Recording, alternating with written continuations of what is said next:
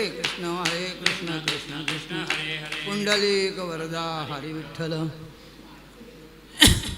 पंढरीनाथ भगवान की जय मंगलमूर्ती मोरया उदयोस्तु अंबा माता की जय सद्गुरु स्वामी महाराज की जय सद्गुरुनाथ महाराज की जय सब संतन की जय भारत माता की जय अवधूत चिंतन श्री गुरुदेव दत्त गुरुदेव दत्त गुरुदेव दत्त वक्रतुंड महाकाय सूर्यकोटि समप्रभ निर्विघ्नं कुरु मे देव सर्वकार्येषु सर्वदा मालाकमण्डलुरधक्करपद्मयुग्मे मध्यस्थपाणियुगले डमरुत्रिशूले यस्यस्त ऊर्ध्वकरयोः शुभशङ्खचक्रे वन्दे तमत्रिवरदं भुजषट्कयुक्तं गुरुर्ब्रह्मा गुरुर्विष्णुः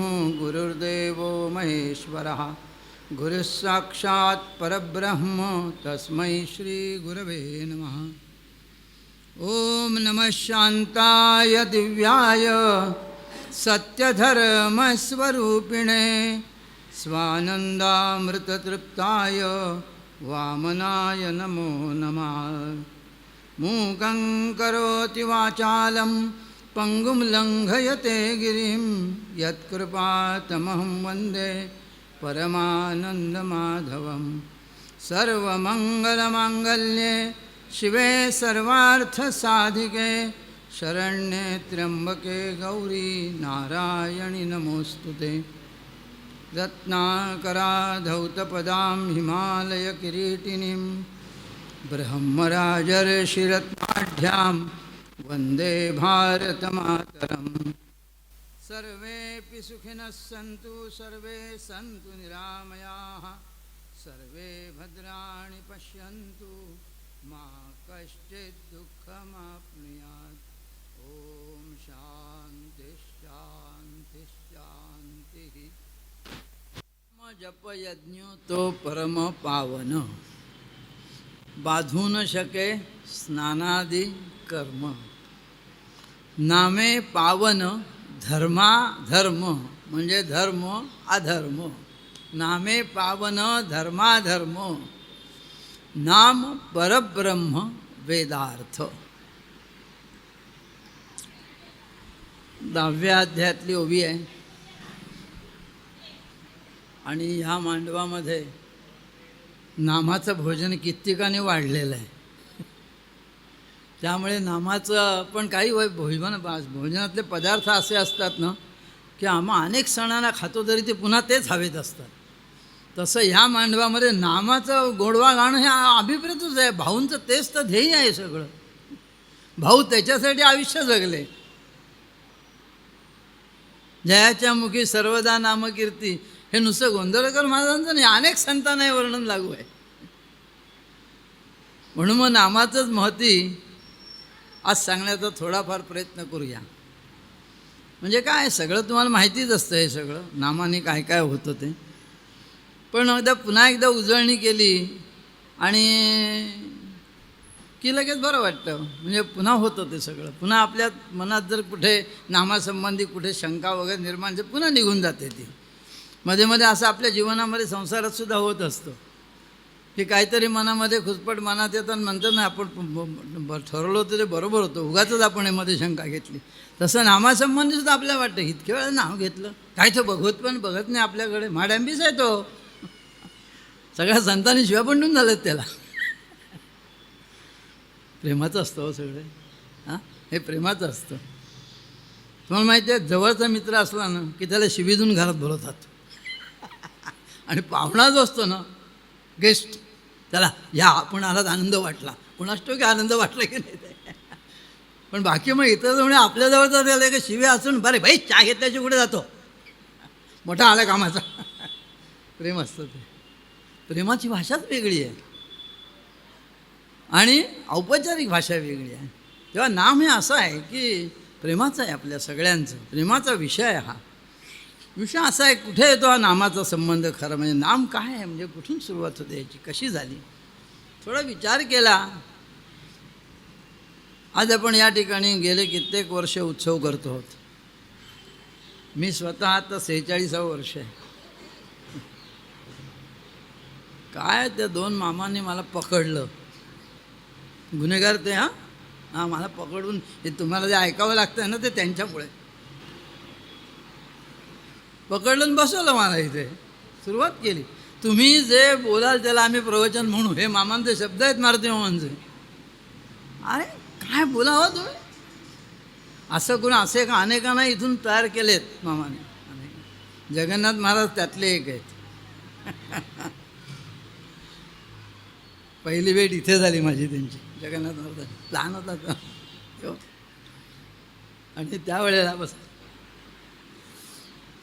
इकडे वरती बसतायस. हां, जुने मित्र. खरंच आहे, आज मला आठवण होते ती खरी महत्त्वाची, खरी तीच आहे.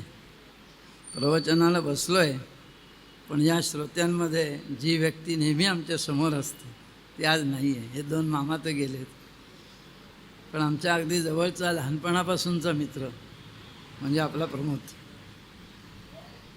आज त्या श्रोत्यांमध्ये बसलेले नाही, तसा पुढे बसलेला असायचा तो इथे, हो की नाही.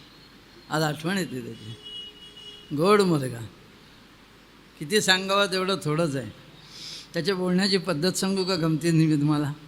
त्याची जीवनी लहान होती, आणि त्या जीवनीतून तो बोलताना असा हळूच शब्द गोड बोलायचा, जसा एखादा गुलाबजाम पाकात पडून गोड द्यावा ना, तसे ते शब्द असायचे. लहानपणापासून माझा त्या घराण्याशी संबंध आहे. सगळ्या मुलांबरोबर मी लहानपणापासून खेळलेलो आहे, हिंडलेलो आहे. वडिलांनी आम्हाला पालकासारखं पाहिलेलं आहे आमच्याकडे सगळ्यांकडे. त्यांनी असं ते घर आहे आमचं. ते सगळ्या बापूला मी मोठा भाऊच म्हणत होतो, पण बाकी सगळे भावंडं छान. आणि प्रमोदचा माझा एक विशेष संबंध तुम्हाला सांगतो. माझ्यावर संघाची पूर्ण शहराची जबाबदारी होती.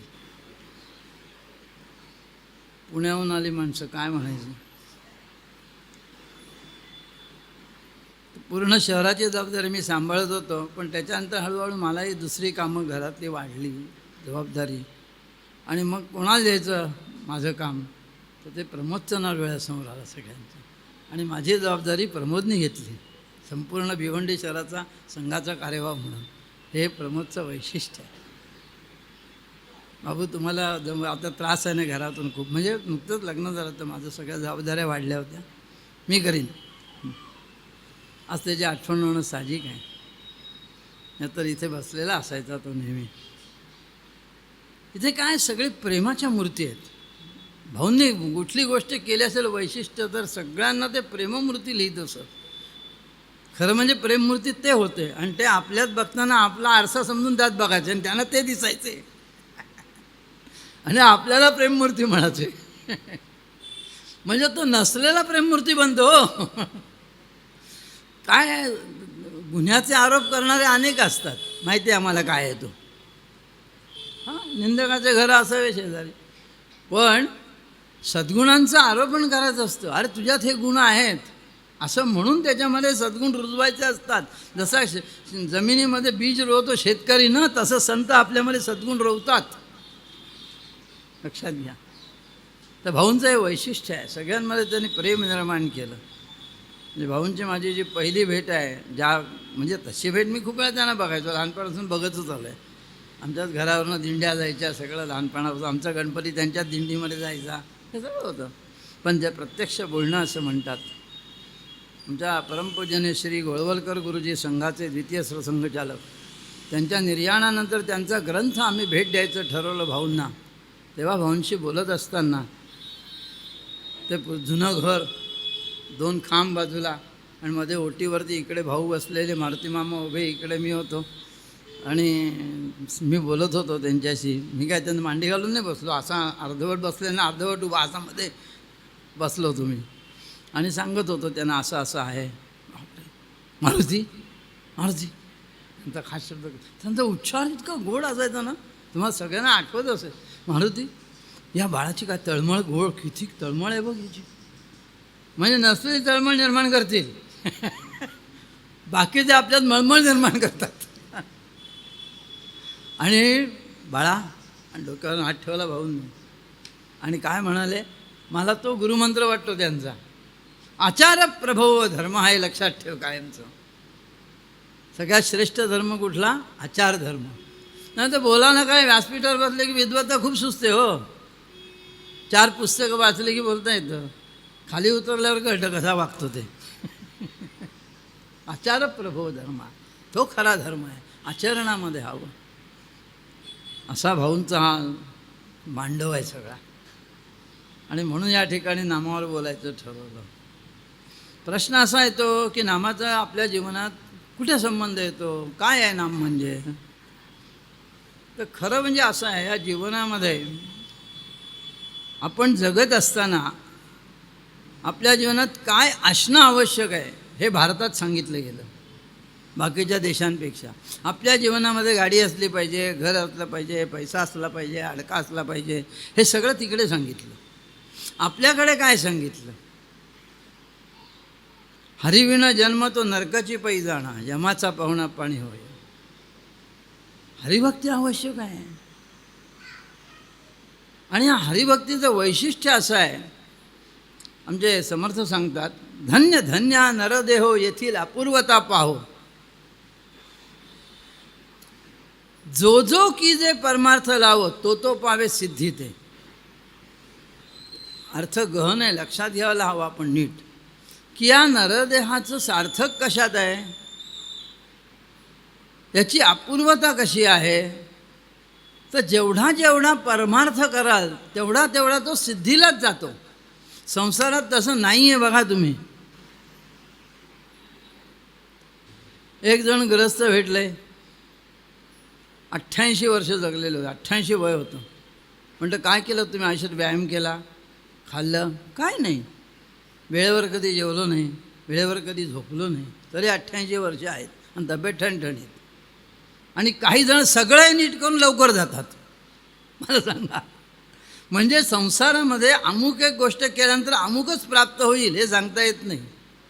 मला विद्यार्थी माहिती आहेत, मी शिक्षक आहे. काही विद्यार्थी रात्रीचा दिवस करून अभ्यास करत असतात एकसारखे, आणि प्रत्यक्ष प्रश्नपत्रिका सोडवताना उत्तरपत्रिकेवरती मार्क असतात 100 पैकी 60, 65. एवढा अभ्यास करून 60-65. आणि दुसरा एखादा असतो की जो परीक्षेच्या दिवशीसुद्धा मॅच बघतो टी व्हीवरती आणि मार्क असतात 100 पैकी 90. म्हणजे कॉपी करून नाही, खरं सांगतोय. नंतर कॉपी करून काय, लुटारून दरोडेखोर सगळीकडेच आहेत. म्हणजे अमुक एक केल्यानंतर अमुक एक संसारात नाही सांगता येत. काही जण दिवसभर कष्ट करतात, रात्री सकाळी उठल्यापासून तर रात्रीपर्यंत.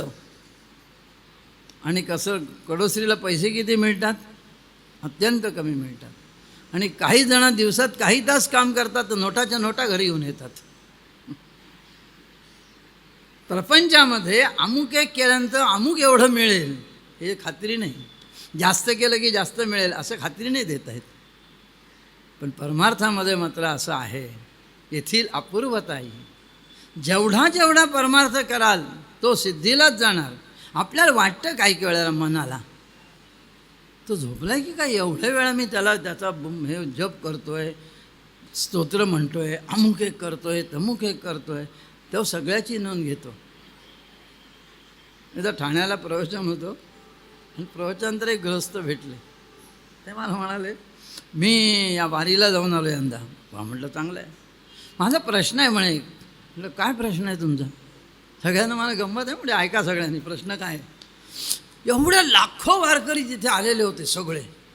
आम्ही सगळ्यांनी पांडुरंगाचं दर्शन घेतलं. त्या पांडुरंगाने मला पाहिलं असेल का हो?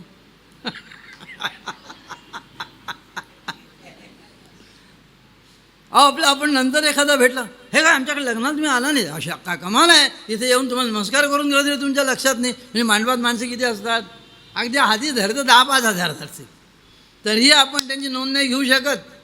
काही जण आलेले आपल्याला माहिती नसतात. म्हणून त्यांनी शंका विचारली की एवढ्या लाखोमध्ये मी इथे आलो आहे, हा तो पाहतो का? म्हणतंच त्याचं वर्णन माहिती आहे ना तुम्हाला. त्याला दिसायला तुम्हाला 2 हात कमरेवरती आणि नुसता ताट उभा असं वाटतं, पण त्याचं वजन सहस्रशीर्षा पुरुषा सहस्राक्ष सहस्रपात स भूमी विश्वतो वृत्वा त्या तिष्ठत दशांगुलम. असा आहे तो जगातल्या सगळ्यांची नोंद घेतो. सगळ्यांची नोंद घेण्याची त्याच्याकडला कॉम्प्युटर कसा आहे मला माहिती नाही, फार बारीक कॉम्प्युटर. सगळं तो घेतो आहे. त्यामुळे आपली तो नोंद घेत नाही असं नाही. तो पावे सिद्धीत आहे.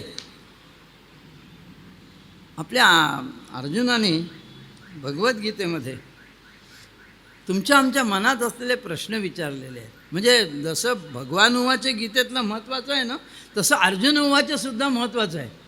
अर्जुनाने जे प्रश्न विचारले आहेत ना, ते तुमच्या आमचे प्रश्न आहेत सगळ्यांचे. एकदा अर्जुन उवाचे काढून बघा. अर्जुनाने काय शंका विचारल्या ज्या तुमच्या आमच्या मनात असतात. आणि त्यांनी 6व्या अध्यायाची शंका विचारली आहे कृष्णाला. कच्चिन्न भव्य भ्रष्ट छिन्ना भ्रमिवनश्यती अप्रतिष्ठो हि महाबाहो विमूढ ब्रह्मणपथी. मी अप्रतिष्ठित झालेलो आहे, असहकारी, मला कोणाचा आधार नाही राहिलेला असं मला काही वेळेला वाटतं.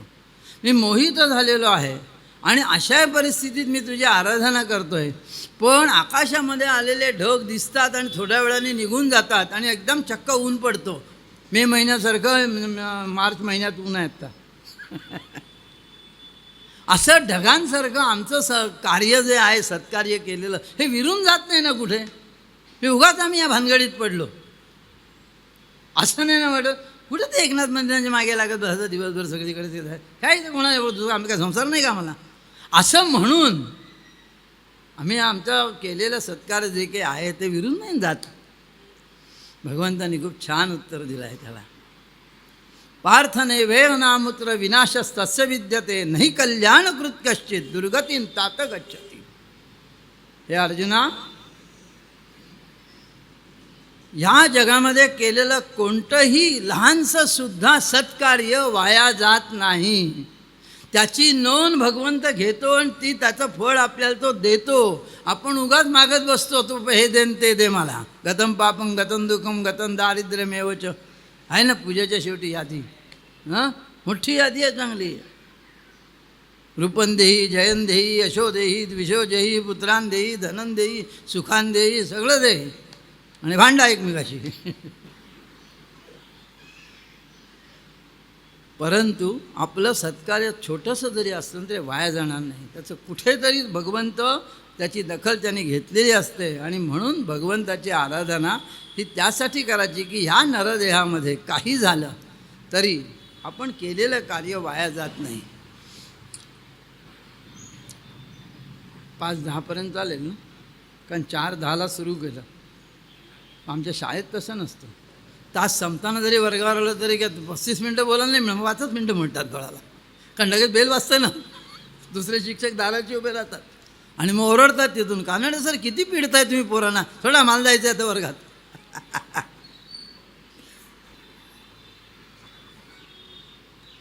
तर असा हा नरदेह आला आहे.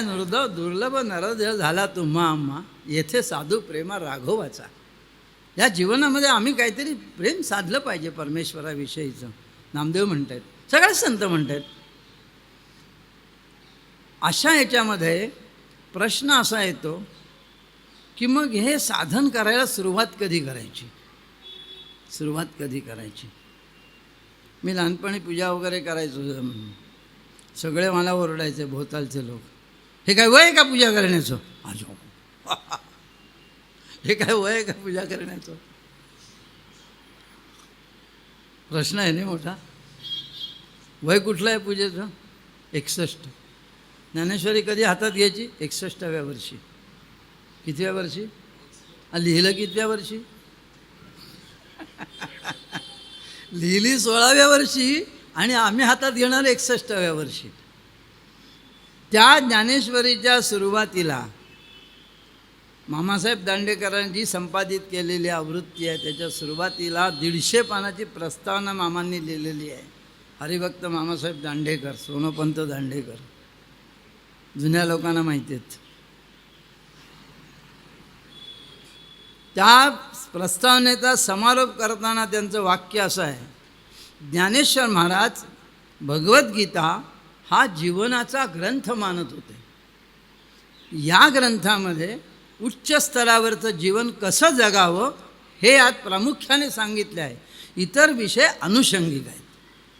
म्हणजे भगवद्गीतेचा खरा विषय कोणता तर चांगल्या प्रकारचं जीवन, उत्तम प्रकारचं जीवन कसं जगावं हे भगवद्गीतेत सांगितलेलं आहे. बाकीचे विषय इतर अनुषंगिक आहेत असं ज्ञानेश्वर महाराज समजत होते, म्हणून ज्ञानेश्वरी त्यांनी तशी लिहिली. आता जी ज्ञानेश्वरी जीवन कसं चांगलं जगावं हे सांगते, ती ज्ञानेश्वरी आम्ही 61 वर्षे वाचून जीवनात कधी आचरणार? सगळ्या जीवनातल्या चुका करून झाल्यावर एखाद्याला विचारलं काय वय तुझं, मी सांगतो माझं वय आता 82. मग लोक म्हणतात अनुभव खूप असेल मग चुकांचा. चुकांचा अनुभव भरपूर आहेत. आमच्याकडनं काय शिकायचं माणसाने, हे करायचं कसं नाही हे वय शिकायचं, आणि संतांकडनं शिकायचं बरोबर काय ते. जीवनाचा ग्रंथ आहे. म्हणून याची सुरुवात कधी करायची? कौमारम आचरेत प्राज्ञो धर्मान भागवतानिह दुर्लभम मानुषम जन्म तदप्य ध्रुवमर्थदम. भागवतातला श्लोक आहे. भागवतामध्ये 7व्या स्कंदामध्ये प्रल्हादाचं चरित्र आलेलं आहे. जगन्नाथ महाराज इथं नाही आहेत, त्यामुळे मला काही बोलायला हरकत नाही. चुकलं तर चूक कोण काढणं हे काढतं, मला माहिती नाही तुम्ही कोण आहात. हे पण काढते चूक माझी, मला माहिती नाही. तर 7व्या स्कंदामध्ये या कथेमध्ये एक महत्त्वाचा प्रश्न असा आहे की प्रल्हादाला त्या वर्गामध्ये शिकवायला शिक्षक शेवटे शुक्राचार्यांचे षंड आणि अमर्क. षंड नाही हं, षंड नाही तर षंड म्हणाल. षंड अमर्क हे त्या सरांची नावं आहेत. हे 2 जण शिकवायला होते. आणि अभ्यासाच्या वेळेला वर्गात बसला असताना खास प्रल्हादासाठी वेगळा बाक होता आणि बाकीचे सगळे वेगळ्या बाकांवर समोर. राजाचा मुलगा म्हणून नाही, हा विष्णूचा भक्त आहे, देवाचा भक्त आहे. आणि ही देवाच्या भक्तीची लागण ही आपल्या इतर मुलांना कोणाला लागू नये म्हणून प्रल्हादाला बाजूला बसवला होता हिरण्यकश्यपूने. एक दिवस षंड आणि अमर्क कॅज्युअल लिव्हवर गेले, काहीतरी असेल अर्धा दिला गेलेलं तेव्हा. त्यामुळे आज काही सर नाहीत आणि सगळ्या पोरांना दंडक घातलेला होता. प्रल्हादाशी कोणीही बोलायचं नाही, प्रल्हादाशी कोणीही बोलायचं नाही, हा दंडक. आज सर नाही आलेले, सगळे तिथून प्रल्हादाच्या जवळ आले. प्रल्हाद ज्या उत्तर द्यायचा तो अत्यंत गोड बोलायचा. त्याची उत्तरं ऐकून मुलांसुद्धा आवडायचा तो, की हा मुलगा किती चांगल्यानं आपल्याला बोलू का देते त्याच्याशी. म्हणून त्या मुलांनी त्याच्याजवळ प्रल्हादाजवळ हट्ट झाला, एवढं तू छान बोलतोस, आम्हाला बोलू देत नाही तुझ्या, आज तू आमच्याशी बोल, आज तू आमच्याशी बोल. काय असेल नाही त्यांची पुण्याही. एखाद्या संताजवळ जाऊन बसावं आणि तुम्ही आम्हाला काहीतरी आमच्याशी बोला असं म्हणायला बुद्धी लागते पुण्याईची. गावात असंख्य लोक असतील हो भिवंडीमध्ये, किती लोक शांतारामांच्या संबंधात येऊन बसले. शेवटी पुण्य असावी लागते. बहुत सुकृताची जोडी म्हणून विठ्ठल यावडी. जन्मोजन्मी आम्ही बहुपुण्य केले तेव्हा या नारायणे कृपा केली. आणि मग प्रल्हादाने त्या मुलांना जो उपदेश केला तो अध्याय 6 मध्ये आलेला आहे आणि त्यातला हा पहिला श्लोक आहे. प्रल्हाद आपल्या मित्रांना सांगतोय, कौमारम आचरेत प्राज्ञो धर्मान भागवतानिह दुर्लभम मानुषम जन्म तदप्य ध्रुवमर्थदम. लहानपणापासून आपण ईश्वराची भक्ती केली पाहिजे. एक गृहस्थ मला चांगले माहिती आहेत, भिवंडीतल्या, नाव नाही सांग, आयुष्य गेलं बँकेमध्ये, बँकेशिवाय दुसरं जीवन नाही त्या माणसाला. आणि रिटायर्ड झाले, कधी तर तेव्हा रिटायर झाले. रिटायर झाल्यानंतर मग काय म्हणा आता ज्ञानेश्वरी वाचूया म्हणून ज्ञानेश्वरी घेतली. 2 ओव्या वाचल्यावर पुढे काही जावे ना त्यांना. 2 ओव्या वाचल्या पुढे आयुष्यात ज्याची कधी गोडी लावून घेतली नाही. मला सांगा ज्येष्ठ नागरिक संघ काय असा असतो? ज्यांना पूर्वी गोडी लागले ना तेच रामरक्षा आयुष्याच्या शेवटी म्हणत राहतात. ज्यांना कधीच गोडी नाही लागली, ज्येष्ठ नागरिक म्हणून काय कोणी होतं, वय वाढवायला काहीच करावं लागत नाही, त्याचा नोटीस आली नाही म्हणजे झालं काम. वय वाढतंच, वयाला काय लागतं वाढवायला, वयात काय करायचं हा प्रश्न आहे. आणि म्हणून ज्यांना कोणाला असं वाटतं हे या गोष्टी म्हातारपणच्या आहेत, हे चूक आहे. लहानपणापासून गोडी लागली असेल तरच आत्ता त्याची गोडी वाढते. मोकळा वेळ जास्त मिळतो, हे खरं आहे. पूर्वी जेवढं मी करत होतो त्याच्यापेक्षा आज जास्त करतो. ह्याचं कारण करून करून भागलेलं नाही आहे मी. आपण सगळेजण करून करून भागलेलं नाही होत. इथे आत येतो आहेत कित्येक वर्ष आणि करून करून भागून थकलो नाही आहेत अजून. चालू आहे उत्सव.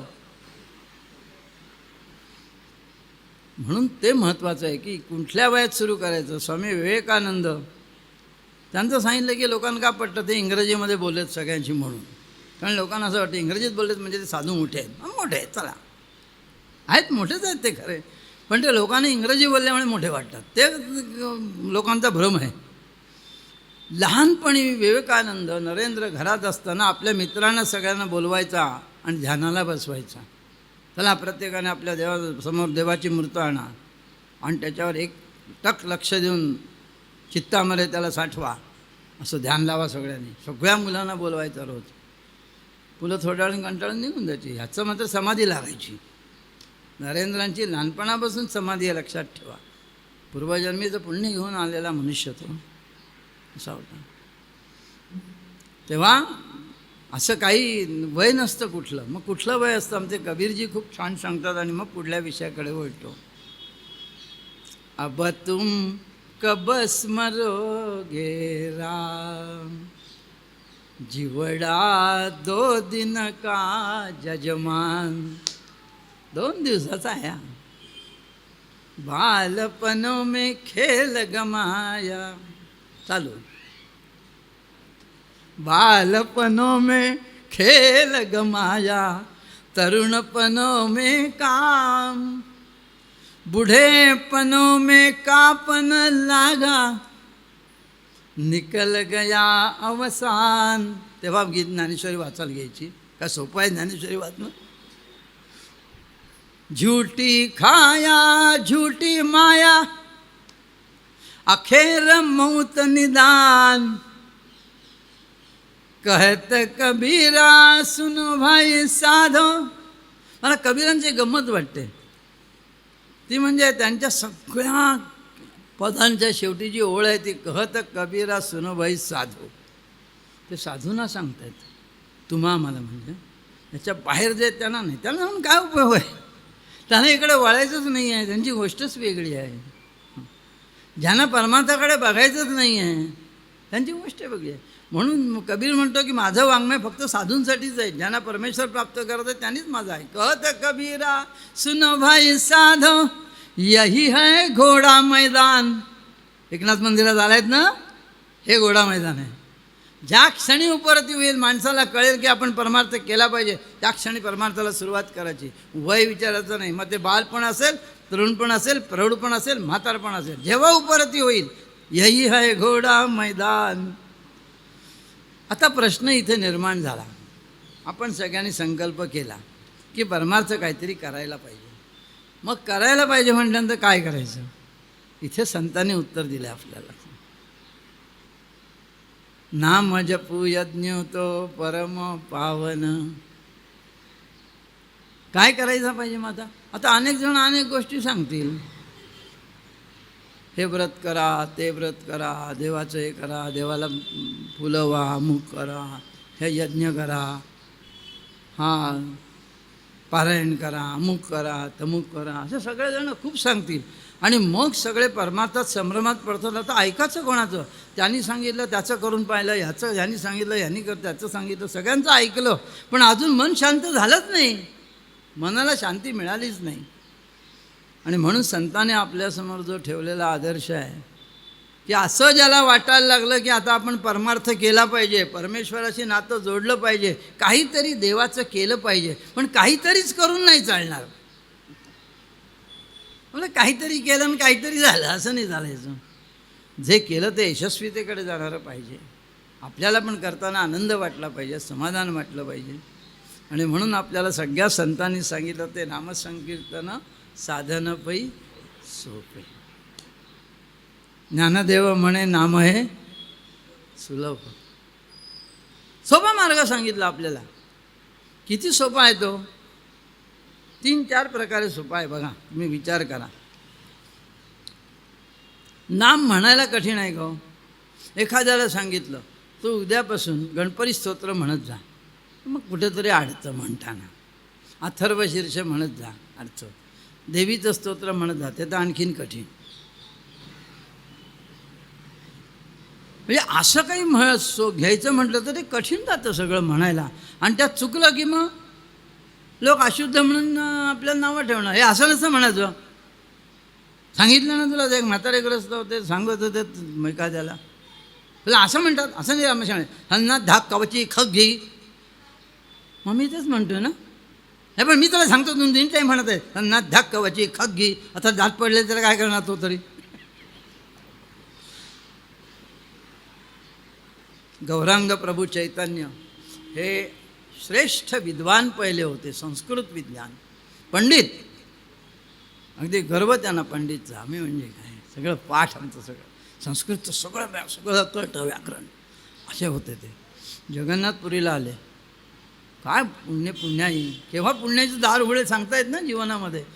विद्वान असणारे, विद्वत्तेच्या गर्भात वावरणारे गौरांग प्रभू जेव्हा जगन्नाथपुरीला आले आणि त्यांच्या मनात काय भक्तीचा जिव्हाळा आला, सगळं पांडित्य विद्वत्ता विसरले आणि भगवंताच्या भक्तीत तल्लीन झाले. मोक्ष साधन सामग्र्याम भक्तिरेव गरीयसी. शंकराचार्य सांगतात भक्ती सगळ्यात श्रेष्ठ आहे. प्रेम करा भगवंतावर. जसं माणसावर करता प्रेम तसं भगवंतावर करा. सर्वस्व ओवाळून टाका त्याच्यावरती. आणि मग ते बदलून गेले सगळे. आणि मग जेव्हा ते पुन्हा मग गौरांग प्रभू जे आपल्यासमोर उभे आहेत, ते भक्त म्हणून उभे आहेत. भगवत भक्तीमध्ये नाचणारे, रंगून जाणारे. जसे अष्टपदीत भक्त इथे रमतात तसे ते असे कलकत्त्याला रस्त्यावरून जात होते. रस्त्यावरून जात असताना एका ठिकाणी एक ग्रस्त बाहेरच्या ओटीवर, पूर्वी बाहेर सगळ्यांच्याच म्हणजे सगळ्या देशामध्येच बाहेरचं घराचा भाग, जी खोली आहे बाहेरची खोली, ती उघडी असायची. हे कोणी ओटीवरून जाताना येताना हाक मारायचा, हात करायचा, पुढे जायचा, 2 गप्पा मारायच्या किंवा एखाद्या 2 शिव्या द्यायच्या, काहीतरी म्हणून असं उघडी ओटी असायची. हल्ली बेल वाजल्याशिवाय कोणी उघडतच नाही. तो असा तिथे गीता म्हणत बसलेला होता. पण ते गीता म्हणताना तो इतका तल्लीन आणि गोडपणे म्हणत होता की गौरांग प्रभूंनी ते ऐकलं आणि त्याला किती छान म्हणताय ते, आपण त्यांच्याशी थोडं बोलूया.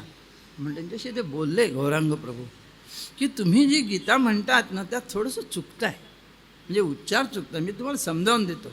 4 नियम असतात संस्कृतचे. जोडाक्षराच्या आधीच्या नियमावर जोर द्यायचा असतो. विसर्ग असेल तर पुढल्या अक्षराप्रमाणे, अनुस्वार असेल तर अनुनासिकाप्रमाणे. ते मी सोयीस्कर सांगत नाही. असे 4 नियम आहेत उच्चाराचे. मंगलमूर्ती मोरया गुरुदेव दत्त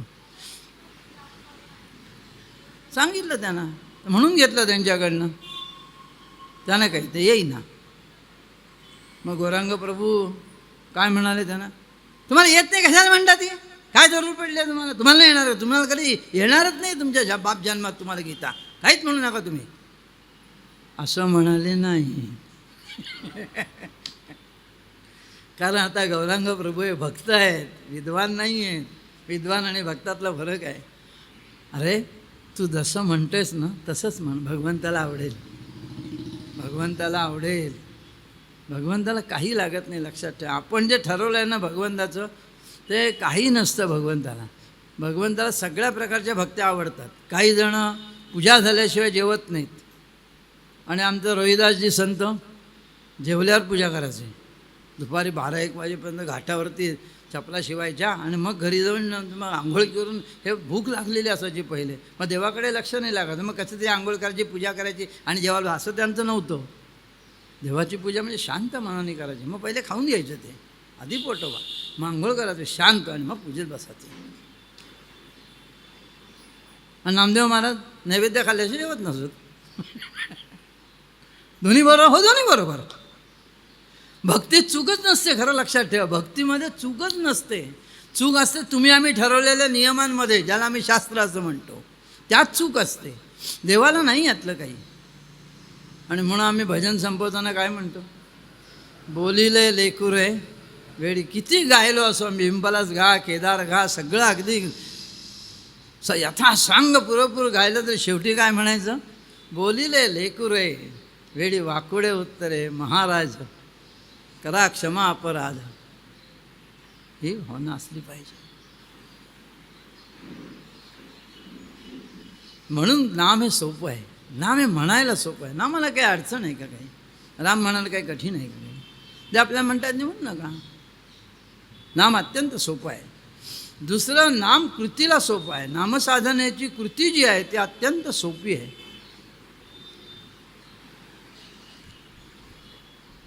एक गोष्ट विसरलो, काय राहिलं करायचं? सायलेंटवर ठेवायला विसरलो, त्यामुळे वाजल्याचा थोडा शंका आली मला.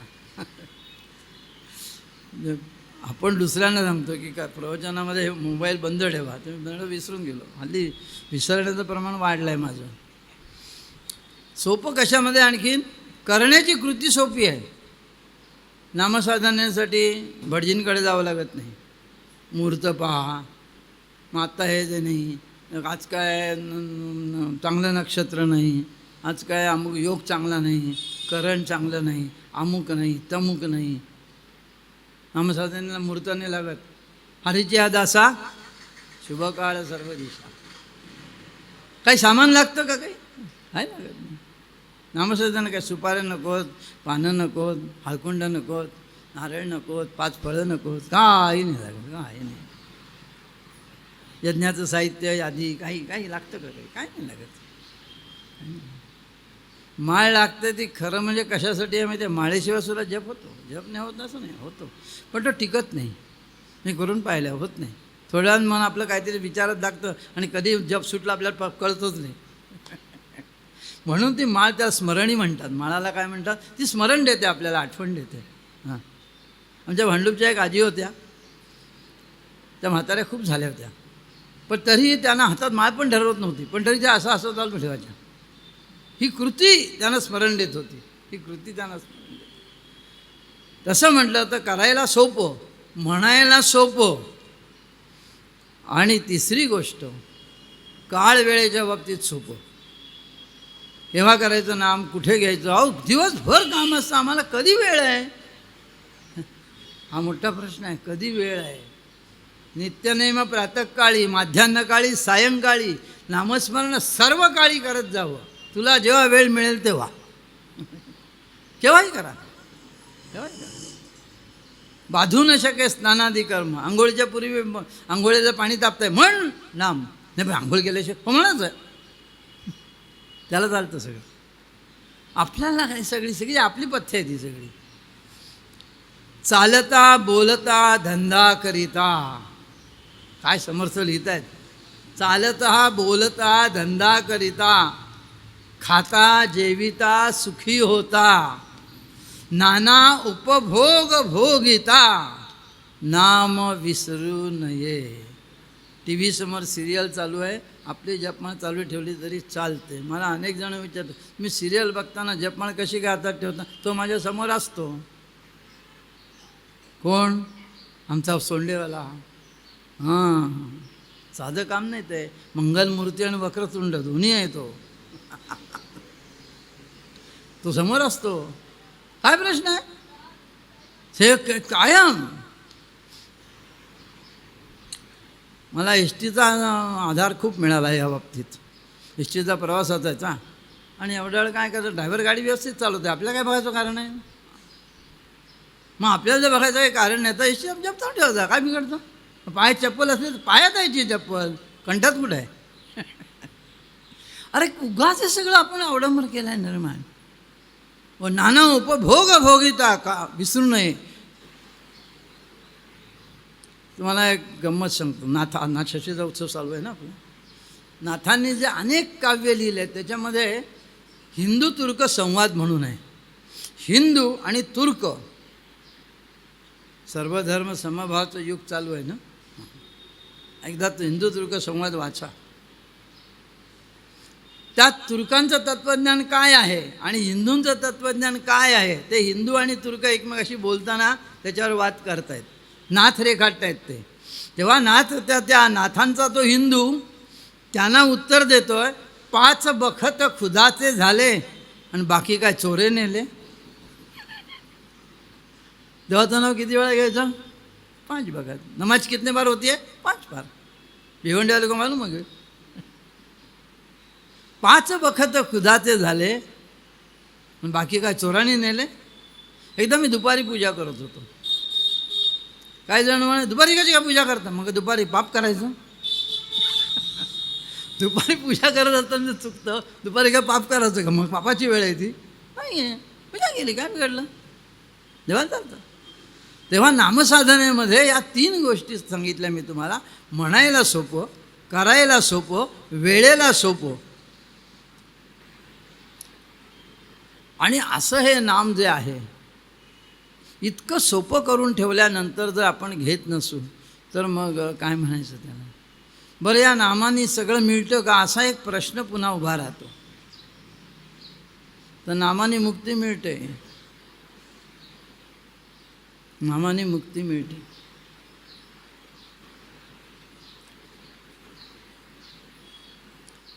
काय ओळ आठवत नाही हो नामाची. नामे चारी मुक्ती बहुता ग्रंथी बोलियले, तुकारामांची ओळ आहे काहीतरी अलीकडे. तुका म्हणे नामापाशी 4 मुक्ती, ऐसे बहुता ग्रंथी बोलियले. महाराज आहेत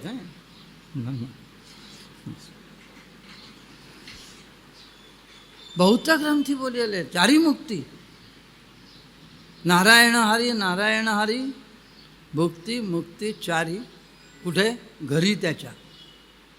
घरी म्हणजे आपलं जे चुना विटांचं बांधकाम ते घर नाही. हां, घर म्हणजे हे, या घरी.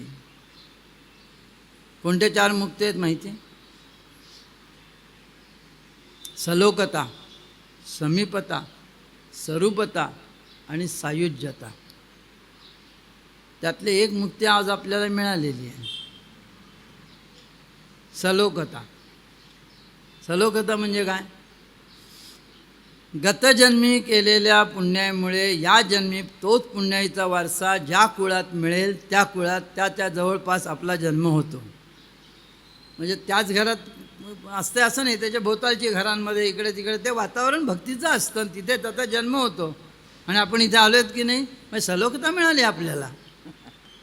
इथं यावंसं वाटतं की नाही, नाथषष्ठीचा उत्सव करावंसं वाटतं की नाही, नाचावंसं वाटतं की नाही, हे सगळे वाट बघत असतो की नाही आपण नाथषष्ठीच्या उत्सवाची. सलोकता मिळाली. पुढली व्यक्ती समीपता, आणखीच जवळ. म्हणजे कुठे? प्रत्यक्ष संताच्या घरात जन्म होणं. अर्थात जन्म होणं याचा अर्थ अगदी पोटी जन्माला येणं असं नाही आहे खरा. कारण नाथांचा मुलगा आपल्याला माहिती आहे, जास्त खोलात जात नाही आहे. तोही संतांच्या पोटी जन्म घेतला ना त्यांनी, हरिपंडित. समीपता म्हणजे अगदी संत ज्याच्या, संतांनी ज्याला जवळ केलेलं आहे असं आपण म्हणूया. संतांनी ज्याला जवळ केलेलं आहे. संतांना आपण जवळ करतो, पण आपल्यालाच संतांनी जवळ केलं असेल तर तो महत्त्वाचा आहे. त्याचं उदाहरण एक देतात ना, भगवंताने एक डायरी काढली आणि त्या डायरीमध्ये नारद पाहायला लागले तर बऱ्याच जणांची नावं दिसली, त्यांचं पण त्याच्यात नाव होतं. आणि दुसरी एक यादी होती त्याच्यामध्ये एकच नाव होतं. देवा, ही यादी कसली आहे मग? आणि इकडे एकच नाव का? नाही, ही यादी अशी आहे की ज्यांना मी आवडतो. त्यात नारदांचं नाव, ज्यांना मी आवडतो. दुसरी यादीत एकच नाव, मारुतीचं. आपलं मारुती तसेच बरं का. कुणी पाहिला रामांचा मारुती?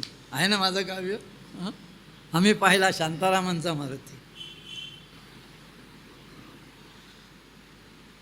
मग म्हणे दुसरी यादी कसली आहे? जे मला आवडतात त्याला समीपता मुक्ती असं म्हणतात.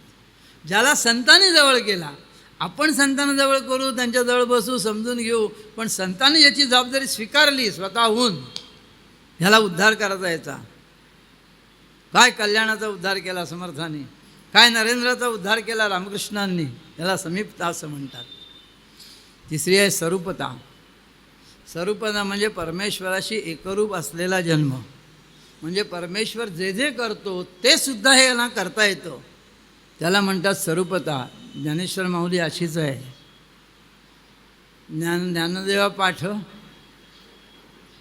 मागिले जन्मा मुक्त झालो. अलीकडे ओळख आहे, ज्ञानदेवा चित्ते हरिपाठ नेमा, मागिलिया जन्मा गुप्त झालो. पांढऱ्या केसांचा परिणाम बराच असतो बरं का.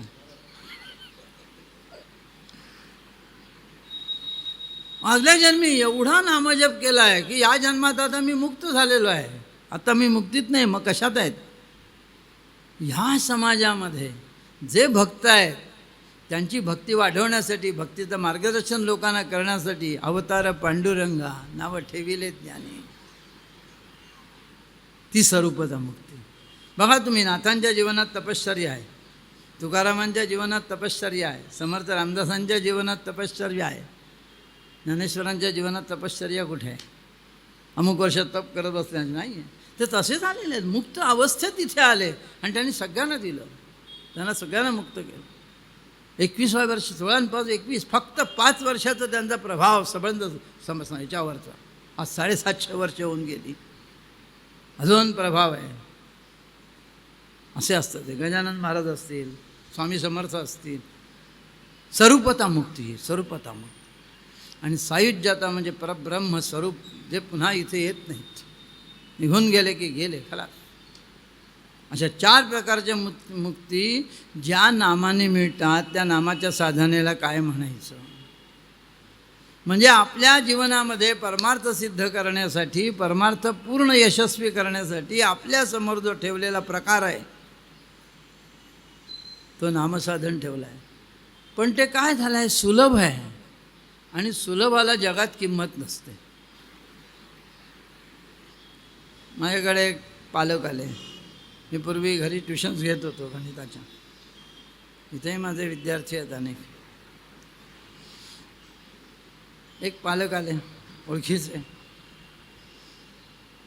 बरं माझ्याशी आरेतुरेत परिचय त्यांचा, त्यामुळे ते आरेतुरेतच बोलले, बाबू माझ्या मुलाला शिकवायचं मॅट्रिकला, शिकवीन, मी फी देईन तुझी. त्याला असं वाटलं की कदाचित हे फी नाही दिली तर असंही म्हणतील, म्हणून तसं कसं बोलायचं, म्हणून त्यांनी मोकळेपणे मला सांगितलं फी देईन दे. आणि मग त्यांनी ठरल्यापर्यंत तो मुलगा यायला लागला नाही, ते निघून गेले. निघून गेल्यानंतर हे वाक्य आमच्या घरातल्याने ऐकलं, आमच्या सरकार, आणि त्या तिथून बोलल्या, काय वाटतं तुमच्या जीवाला शरम? आणि बापरे, ती कठीण असं आपलं आतलं समाज बोलू नाही कुठे बाहेर. तुम्हाला म्हणून सांगतो, तुम्ही त्यांच्याकडनं फी घेणार? मी कुठं म्हटलं फी घेणार? त्याने म्हटलं मी फी देतो असं. त्यांची परिस्थिती तुम्हाला माहीत नाही? म्हणलं माहिती आहे. त्याने म्हटलं फी देतो म्हणून, मग मी कशाला नाही म्हणू? काय पण तुम्ही पण उगा त्याला हे करायचं. महिन्याला फी येत होती, मुलगा पास झाला, पेढे घेऊन हजर, पेढे घेऊन हजर झाला. मी म्हणतो बसा, मी नाव घेत नाही, तुमचं नाव सांगत नाही, आता ते या जगात नाहीत, मुलगा आहे. आत गेलो, एक पाकिट ठेवून दिलेलं होतं, ते पाकिट आणलं आणि ते हातात दिलं त्याच्या. कसलं पाकिट? तुम्ही जी फी दिलीत ना ती ह्यात आहे सगळी, आता त्या मुलाच्या पुढल्या शिक्षणाला त्याला पैसे उपयोगी पडतील. अरे मग तू घेतले कशासाठी? म्हणून तर पास झाला तो पोरगा. तू त्याला घरात एकसारखा ओरडत असशील, एवढी फी देतोय, अभ्यास केला पाहिजे तू, अभ्यास केला पाहिजे तू. अत्यंत उन्हाळ होता, अत्यंत सगळी इकडे, कधी अभ्यासाला एक जागेवर बसणार नाही अशी 9वीपर्यंत स्थिती होती त्याची. चांगल्या मार्काने पास झाला. तसं आमचं झालं आहे. ज्ञानदेव म्हणे नाम हे सुलभ, पुढली ओळ सगळ्यात महत्त्वाची आहे, सर्वत्र दुर्लभ विरळा जाणे. नामसाधन जे आम्ही करतो ते सर्वश्रेष्ठ साधन आहे असा आपला विश्वास असला पाहिजे. बाकीचे जण मिरवत असतात, काय यज्ञ केला हो त्यांनी, केवढा मोठा, काशीपासून ब्राह्मण आणले होते, काय मंडप केवढा, काय लोक जेवत होते, आणि काय सांगायचं, काय देवावर श्रद्धा त्याची. आणि नामजपाला खर्च किती?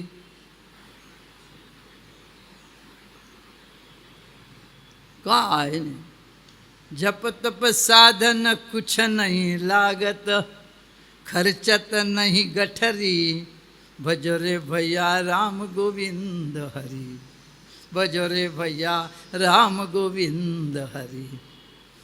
नाही खर्चली कवडी दमडी, विकत घेतला श्याम भक्तीने.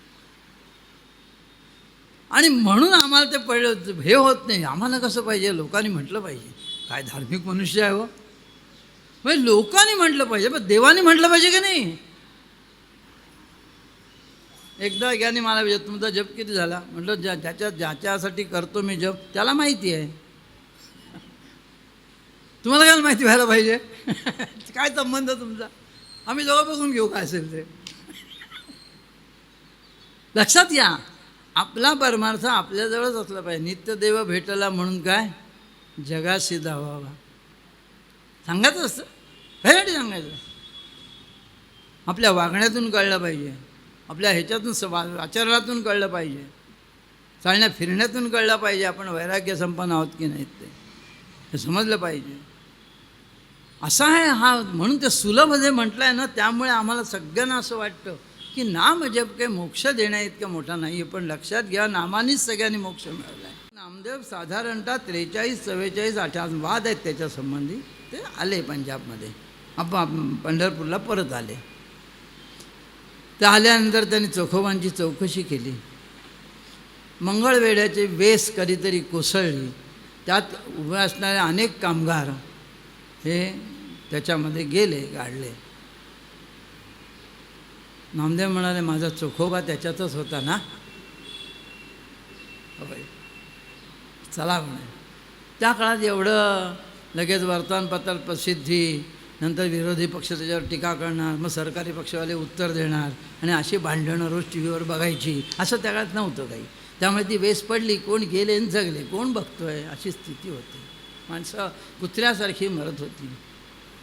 कित्येक अनाचारी पडली, कित्येक याती भ्रष्ट झाली, कित्येक ती आक्रंदरी मुले बाळे कोणी मोजली. या हिंदू समाजाचे लचके तोडले यवनाने, कोण बघणार. नामदेव गेले, सगळा ढिगारा उपसाला सुरुवात झाली. आता ती वाळून गेलेली सगळी प्रेतं 6-7 वर्ष होऊन गेले, सगळी फक्त हाडं शिल्लक होती. मग आता चोखोबांचं हे कुठलं, चोखोबांचं प्रेत कुठं, कसं ओळखायचं? ते घड्याळावरनं ओळखलं म्हणतात, घड्याळ निशाणीनं असं म्हणतात की तेच घड्याळ तिथे होतं, म्हणजे ते अजितजींचं. आता चोखोबांचं कसं ओळखायचं? नामदेवरायांनी सांगितलं, प्रत्येक खाड कानाला लावा, ज्या खाडातून विठ्ठल आवाज येईल ते माझ्या चोखोबाचं. याला नाम घेणं म्हणतात. जनावेच्या गोऱ्यामध्ये आवाज आलेला आहे. अशा कितीतरी कथा आहेत. आजच्या काळामध्ये आपल्या भिवंडीला बऱ्याच काळ ज्यांचं वास्तव्य होतं आणि नंतर ज्यांची समाधी कल्याणला झाली ते राम मारुती महाराज. विशेष त्यांचं सांगायचं तर आमच्या घराजवळ ते राहत होते, त्यामुळे आम्हाला त्याचं एक थोडंसं वेगळं जाणीव आहे त्याच्याविषयी. आम्ही लहानपणी आजीच्या तोंडून ऐकलं आहे, आजीने पाहिलेत त्यांना. भीमेश्वर मंदिर आमच्या बाजूला, घराच्या बाजूला होतं ना, तिथे वरती ते राहत असत ना बरेच वर्ष राममूर्ती महाराज. त्यामुळे आजी त्यावेळेला ते राममूर्ती महाराज गुरुंना दिलेला शब्द लक्षात ठेवून, गुरुंना शब्द दिला, गुरुंनी सांगितलं कोणाशी आता वाद करायचा नाही. त्या दिवसापासून राममूर्ती महाराज कोणाशीही व्यावहारिक शब्दात बोलतच नव्हते. देवाचेच शब्द तोंडात त्यांच्या, नारायण, गोविंद, राम असंच त्यांच्या तोंडात नावं. आणि त्या नावातच ते पाणी मागायचे, खायला मागायचे, सगळी भाषा तीच, वेगळा शब्दच नाही. आम्ही कधी जेवायला बसून लक्ष नसतं, आम्ही खेळात काही गप्पा मारत असलो आणि आजीने विचारलं, तू काय राममूर्ती महाराज का, लवकर सांग काय पाहिजे तुला, ते हवाय का नको. आता आजी म्हणाली, सर राममूर्ती महाराज आजारी पडले. ते दादरला होते तेव्हा. दादरला राममूर्ती महाराज आजारी आहेत म्हटल्यामुळे त्यांना भेटायला बाळासाहेब ठाकरेंचे वडील प्रबोधनकार ठाकरे त्यांना भेटायला आले. आता लक्षात घ्या, 1918 साली राममूर्ती महाराज समाधीस्थ आहेत. कल्याणला समाधी आहे, सगळ्यांना माहिती आहे आपल्याला. आणि 1918 साली प्रबोधन ठाकरेंचं वय 33 वर्ष आहे. 1885चा जन्म आहे त्यांचा. प्रबोधन ठाकरेंचा म्हणजे काँग्रेसची स्थापना 1885 आणि प्रबोधन ठाकरेंचा जन्म त्याच वर्षातला. मग त्याच्या अलीकडे काहीतरी 30 वर्षाचे असतील ते त्यावेळेला काहीतरी. प्रबोधनकार अत्यंत बुद्धिवादी, आपल्याला सगळ्यांना माहिती आहे. प्रबोधनकार अत्यंत प्रखर बुद्धिवादी, बुद्धीला जे पटणार नाही ते म्हणणार मान्य करणार नाहीत. एकूणच या सगळ्या परमार्थसंबंधीसुद्धा त्यांचा थोडा प्रमाणात दुरावाच होता अगदी. पण लोक म्हणाले म्हणून मग ते राममूर्ती महाराजांच्या दर्शनाला आले. आमच्या ज्ञानेश्वरांच्या भाषेत सांगायचं म्हणजे सगळ्यांनी सगळ्या शरीराचे कान करून ऐका. नाम काय असतं. आले तर राममूर्ती महाराज झोपलेले होते. राममूर्ती महाराज निद्रिस्त होते आणि ते निद्रिस्त असताना बराच वेळ बसले प्रबोधनकार. आणि मग ज्यांच्याकडे ते त्यांना म्हणाले महाराज झोपलेले आहेत, अजून काही उठतील एवढ्यात वाटत नाही, पण मलाही काही कामं आहेत, मी निघतो आता, नमस्कार करतो आणि निघतो, पुन्हा येईन कधीतरी. म्हणते नमस्कार करण्यासाठी त्यांच्या पायावरती त्यांनी मस्तक ठेवलं. प्रबोधन ठाकऱ्यांसारखे बुद्धिवादी मनुष्य राममूर्ती महाराजांच्या पायावरती डोकं ठेवलं तर पायातून आवाज श्रीराम श्रीराम श्रीराम. आत्ता जे आशाताई गडकरींनी लिखित पुस्तक प्रकाशित झालं चरित्र नुकतं. आशाताई गडकरी आमच्या शिक्षिका आहेत ना BEdच्या, मी त्यांचा विद्यार्थी आहे. त्या माझ्यापेक्षा लहान आहेत, पण BEdला सगळे मोठे विद्यार्थीच असतात. त्याला प्रस्तावनाही मी दिलेली आहे.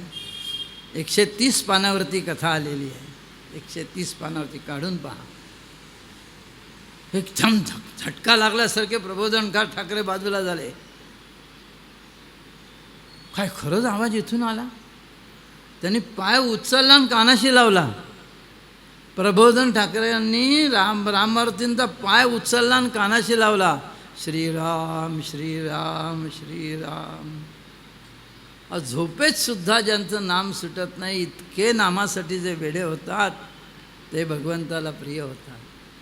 ते भगवंताला प्रिय होतात. इतकं नामाच्या मागे आपण लागलं पाहिजे. कुठलंही बंधन पाळू नका. नाम म्हणत राहा एकसारखं सतत, दुसरं काही नाही. नामाविण मुख सर्पाचे ते बिळ, जिव्हा नव्हे काळ सर्प आहे, नाथमाराज सांगतात. जी जिव्यावरती देवाचं नाव नाही ती जिव्हाच नव्हे. नुसतं अनंत वाचाळ बरळती बरळ तया कैसे नि गोपाळ पावे हरी. बडबड बडबड बडबड, नुसती बडबड कशासाठी करताय. नाम घ्या. दुसरे आमचे परमहंस परिव्राजकाचार्य श्री वासुदेवानंद सरस्वती स्वामी महाराज, माझ्या गुरूंचे गुरु, माझे गुरु परमपूजन श्री गोळवणी महाराज, त्यांचे गुरु वासुदेवानंद सरस्वती म्हणजे माझे आजे गुरु. ते माझे आजे गुरु आहेत ह्याचा मला अभिमान आहे, पण त्यांचा मी नातू आहे असं मी म्हणणार नाही. नातूला तेवढा अधिकार लागतो, त्यांचा आहे तो. त्यांचे शिष्य नाना महाराज तराणेकर, ते मुंबईला होते आजारी आत्ताच्या काळात. नाना महाराज आत्ता आमच्या देखत गेलेले आहेत. डॉक्टर तपासाला आले, स्टेथिस्कोप लावला हृदयाला. दिगंबरा दिगंबरा श्रीपाद वल्लभ दिगंबरा. सुरू आवाज. नाम कुठलंही असो, नाम कुठलंही असो. काय असेल हे सगळं. हे ज्या वेळेला नाम असं भिनतं ना, तेव्हा मग नामाचं फळ मिळतं. नामाचं फळ कुठलं असतं माहिती आहे तुम्हाला. नामाचं फळ, नामामुळे आपल्याला काय आरोग्य मिळतं, पैसा मिळतो, लॉटरी लागते, गॅस येतो घरात, 4 गाड्या असतात, 2 AC असतात, असं. ज्ञानदेवा फळं नारायण पाठ. अरे आपल्याला नाम मिळालं हेच फळ आहे आपल्या आयुष्याचं. आपण नामामध्ये गुंग झालो, नामाची आवड निर्माण झाली आणि त्यामुळे सर्वत्र वैकुंठ केले असे. वैकुंठ केले असे. त्यामुळे सगळीकडे वैकुंठ त्यामुळे घडतं आपलं आणि सगळीकडे वैकुंठ स्थितीत आपण असतो. वैकुंठ नावाचं गाव नाही आहे कुठे. आपल्याला असं वाटतं वैकुंठ नावाचं कुठेतरी वरती एक गाव आहे. वैकुंठ भवनी घरं केले म्हणून सगळीकडे ब्लॉक घेऊन ठेवतो आपण. मेल्यावरती एक वैकुंठामध्ये ब्लॉक बुक करून ठेवायला पाहिजे, पण त्याच्याकडे या नोटा चालत नाही तर मात्र. तिथे त्याला भक्तीच्या नोटा लागतात. त्या नोटा त्याला दिल्या की तिथे ते घर मिळतं असं ज्ञानेश्वर सांगतात. त्यांना माहीत आहेत तिथले भाव, ते दलाल आहेत तिथले. काय वैकुंठ. शंकराचार्यांनी वैकुंठाचं उत्तर दिलं आहे. विकुंठ हा गते हे प्रतिहती सहा वैकुंठ हा, ज्यांची शरीरामध्ये असणारी जी एकसारखी इकडे तिकडे जाण्याची धाव आहे वेगाने, मला हे पाहिजे, मला ते पाहिजे, मला ते पाहिजे, एकसारख्या मनात चर्चा, हे झालं की ते करू, ते झालं की हे करू, हे करू, ते करू, मग काही जमत नाही, काही सगळं राहतं, काय वेळेला असा कसा संसार केला कोणास ठाऊक की काय झालं काय नाही, असं सगळं तडफड तडफड तडफड तडफड तडफड वकवकलेलं जीवन. ह्या सगळ्या तृष्णा जिथे थांबतात त्याला वैकुंठ असं म्हणतात. आता निश्चिंतेने पावलो विसावा, खुंटलिया धावा तृष्णेची, त्याला वैकुंठ म्हणतात. वैकुंठाचं गाव नाही आहे, वैकुंठ हे भगवंताचं नाव आहे. विष्णू सहस्त्रनामात आहे ना, वैकुंठ हा पुरुषा प्राण हा प्राणद प्रणव पृथू, बरोबर आहे ना, बरोबर आहे. वैकुंठ नाव आहे भगवंताचं. भगवंताला कसलीच तृष्णा नाही आहे. नान वाप्तम वाप्तम व्रत एवच कर्मणी, देवाला काही हवं आहे, देवाला काही नको आहे असंही काही नाही आहे. हे आपण ठरवलेलं आहे. गणपतीला मोदक हवेत, देवाला काही नको आहे, देवाला भक्ती हवी आहे फक्त. अशा प्रकारे जर आपण नामाकडे इतक्या विश्वासाने जर पाहिलं तर निश्चितपणे जे ज्ञानेश्वर तुकारामांना प्राप्त झालं ते आपल्यालाही मिळू शकतं. मी नेहमी प्रवचनात एक गोष्ट सांगतो, ती महत्त्वाची, ती म्हणजे 7/12च्या उतार्यावर वैकुंठामध्ये ज्ञानेश्वर तुकारामांचं नाव लिहिलेलं आहे आणि आपलं नाव नाही असं समजण्याचं कारण नाही. सगळेजण त्याचे अधिकारी आहेत, पण आपल्या जर 7/12च्या उतारावर आपलं नाव आहे हे जर आपण तलाठ्याकडे गेलोच नाही तर आपल्याला कसं कळेल? तर आपण देवाकडे गेल्यावर कळेल ना. मग देवाकडे जायला नको? आमचा 7/12चा उतारा काय? सगळ्यांनी ते स्थान आहे. जितकं ज्ञानेश्वरानं स्थान आहे तितकं आम्हाला man is potential divine Vivekananda म्हणतात. जो नर करणी करे तो नारायण बन जाय. सगळ्यांना अधिकार आहे, सगळाच आहे ते अधिकार. सगळेजण आपण अधिकारी आहोत परमार्थाचे. मग असं जर आहे तर मग आपण नाम का घ्यायचं नाही? साधू संत गेले आनंदी राहिले, साधू संत गेले आनंदी राहिले, हरिनामे झाले कृतकृत्य. त्यांनी एकाच गोष्टीने ते कृतकृत्य झाले. एका जनार्दने मांडिले दुकान, देतो मोले विण सर्व वस्तू. काय सेल लागलाय हो एकनाथांच्या दुकानामध्ये?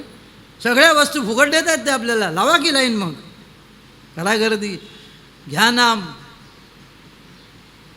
अशा प्रकारे आपल्या जीवनाचं सार्थक करणारं अत्यंत विश्वासार्ह साधन नामसाधन, ज्याच्यासाठी आपल्याला काही त्रास नाही आणि मिळणारी गोष्ट मात्र जगातली बहुमोलाची, ती म्हणजे भगवंत आपल्याला प्राप्त होणार. अशी बहुमोलाची गोष्ट साध्या साधनाने आपल्याला जर मिळत असेल तर उगाचच कठीण मार्गाला का जायचं? वाया अनेक पंथा जाशी जणी, कशासाठी जायचं त्या मार्गाने? नाम घ्या. म्हणून सर्व संत सज्जन सद्गुरू माऊली आणि भगवंतांच्या चरणी प्रार्थना करतो की आपल्या सगळ्यांना अशी नामसाधना प्राप्त हो आणि आपल्या सर्वांचा उद्धार त्या सर्वांनी करावा अशी त्यांच्या चरणी प्रार्थना करतो आणि येथेच थांबतो. विठ्ठल विठ्ठल विठ्ठल विठ्ठल विठ्ठल विठ्ठल. कुंडलिक वरदा हरी विठ्ठल श्री ज्ञानदेव तुकाराम पंढरीनाथ.